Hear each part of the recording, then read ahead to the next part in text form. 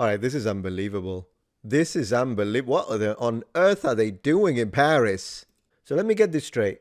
The Louvre Museum in Paris was robbed of jewelry. Look at those crowns. Louvre heist. Police search for thieves who stole jewels from Paris Museum.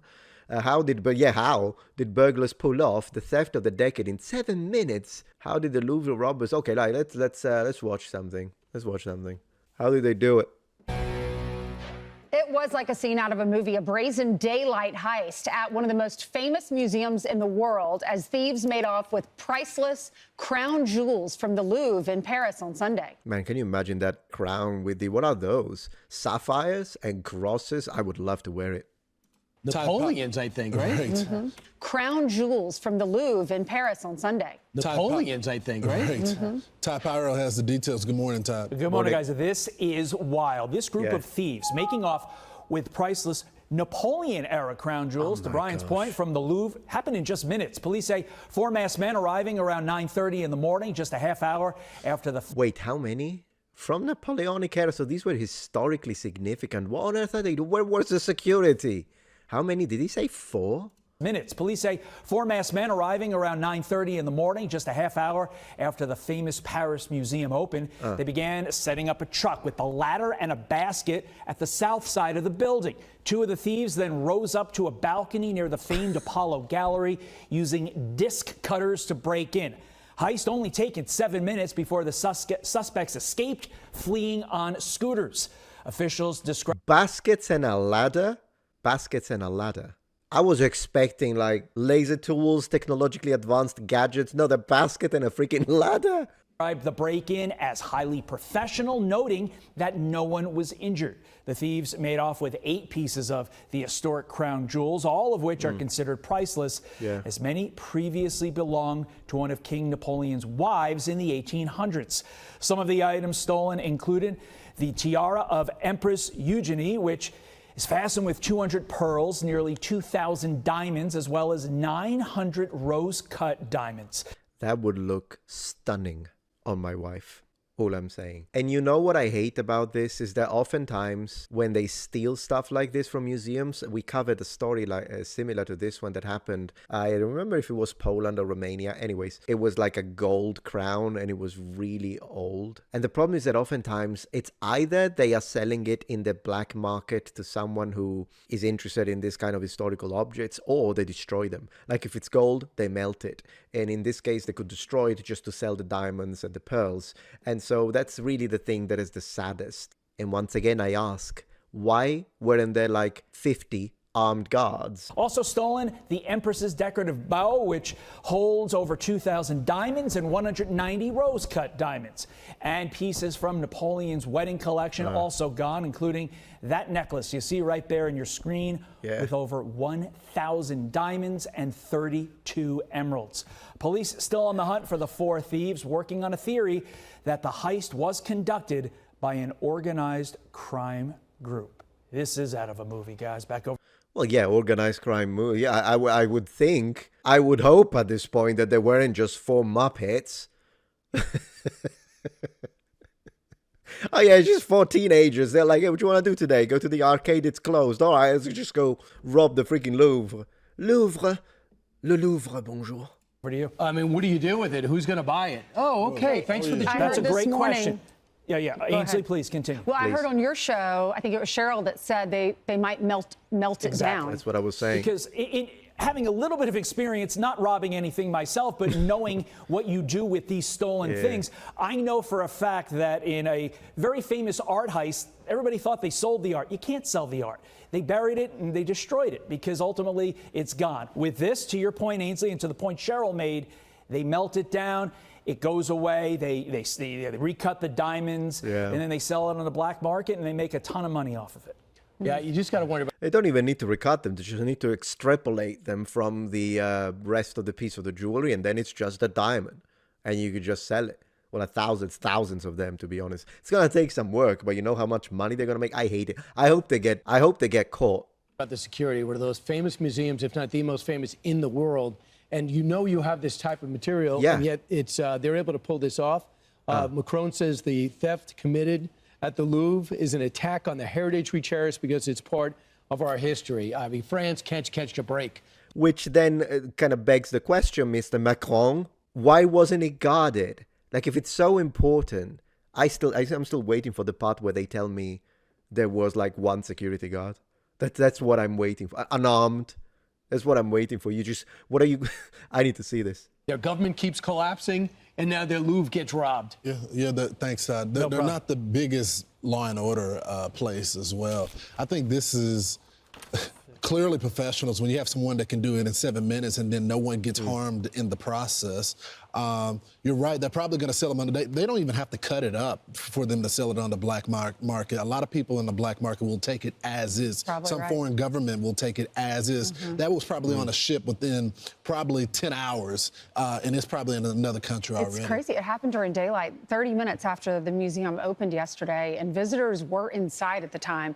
The staff, they've been complaining about all the crowds and the thinning staff straining security. Yeah, by the way, the La Parisienne newspaper say police found 2 angle grinders, a blowtorch, gasoline, gloves, a walkie-talkie, a blanket, and a crown at the scene of the That was Napoleon's wife's crown. They dropped it. They dropped it. And it was broken. A yellow vest used by the perpetrators to disguise themselves as workmen. So how long would That's how they did it. So, like, because I was thinking up to this point, I'm like, hold on a minute. If you're even like, it's 9:30 in the morning, there must have been like flows of freaking rivers of Parisian workers going to work. Am I right? And like, wouldn't they notice that someone is doing? But probably, yeah, if they're dressed up as workers and you see a ladder on top of a balcony of the museum, what would you think if it's just a passerby? You're gonna think, oh, it's just people working on the freaking balcony. I don't know, they was fixing stuff. So that's how they did it. Still doesn't explain the lack of security, though. Scouting, and also you wonder with the cameras, which we assume they have cameras. If you're scouting, you got to keep showing up over and over again. Who are these people showing up? But then again, if they're that good, they're wearing disguises as they show up. Also, did they have help? I mean, they clearly knew the security protocol. I mean, you can case a scene, but being able to do something like that within 7 minutes, my immediate question is who inside perhaps could have helped them, give them floor plans, all of that. That takes a while to come up with. I thought the value was not in the metals itself, but in what it was. So if you melt it down, that's kind of bizarre. You know, I don't know. What do you mean, mate? It's got thousands of diamonds.